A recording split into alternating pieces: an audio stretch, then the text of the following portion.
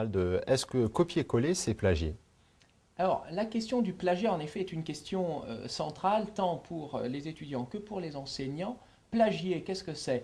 C'est finalement reprendre, quelles qu'en soient les modalités, et également quelle qu'en soit l'intention, finalement. En effet, on va trouver du plagiat intentionnel, la véritable fraude, mais la simple reprise de contenu sans en citer l'auteur, sans respecter les droits d'auteur, constitue également un cas de plagiat. Et bien souvent, les gens pensent qu'ils vont pouvoir reprendre plus ou moins facilement, parce que les nouvelles technologies aujourd'hui le permettent. On accède beaucoup plus facilement à un grand nombre de ressources, on peut les reprendre beaucoup plus facilement que selon les modes traditionnels. Eh bien, ils pensent qu'ils peuvent le faire parce que finalement, Internet, c'est le tout accessible, le tout gratuit.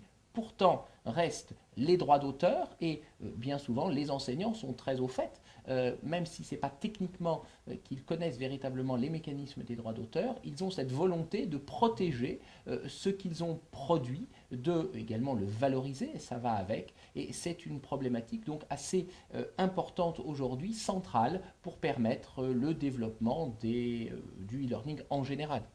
Alors, ce sont deux thématiques que nous serons amenés à aborder dans le cadre du colloque des journées du e-learning, à savoir déjà le plagiat, donc la lutte contre le plagiat par la prévention, parce que il est bien évident qu'il est beaucoup plus utile et l'objectif que nous poursuivons en tant que e-teacher, c'est d'amener nos étudiants à ne pas faire de plagiat plutôt qu'à les sanctionner, parce que on arrive à des sanctions pénales qui sont totalement démesurées par rapport aux actes qui sont parfois commis. Et puis d'autre part, ça nous amène aussi à nous poser la question du droit d'auteur en général, qui est admis de façon le plus naturelle comme étant négativement une interdiction d'utiliser une œuvre, mais le droit d'auteur dispose d'une grande plasticité qui nous permet aussi de valoriser par les outils contractuels du droit d'auteur une œuvre en autorisant une libre utilisation.